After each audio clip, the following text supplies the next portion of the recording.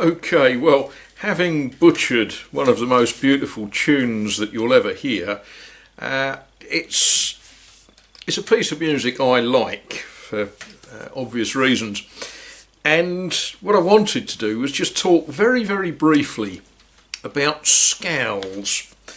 I don't mean musical scales, I mean scales of models. Now,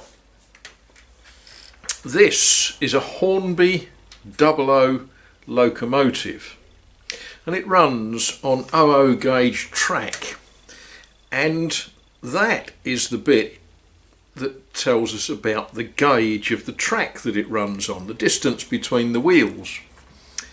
And 00 gauge, the track gauge, is the same as HO, but the scale is different.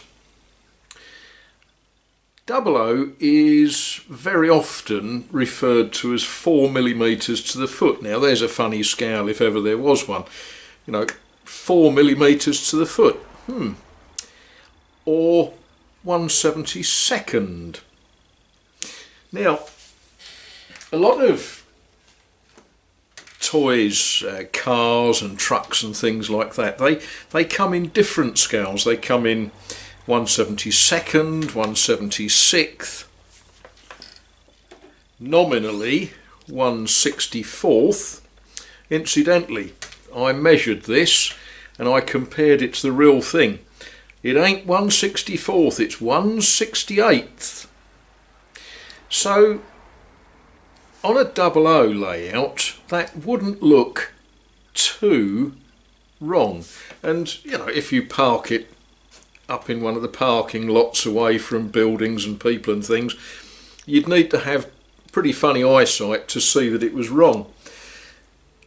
One of the problems with toy cars is the manufacturers make them so that they all fit the same size box. And of course, a Rolls-Royce is not necessarily the same size as a Thunderbird. But if you make it so that it fits in the same size box as a toy, you're going to end up with some very, very peculiar scales. I shall use these. They will find spaces on St Mary's Lane shed layout. Obviously that's the car that the union rep drives. This other car is probably also another union rep.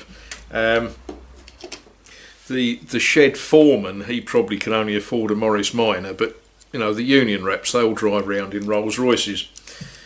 Yeah, I'm not sure who turned up to work in the Thunderbird, but there we are.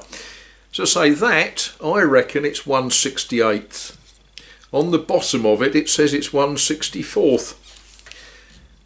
But I shall find space for it.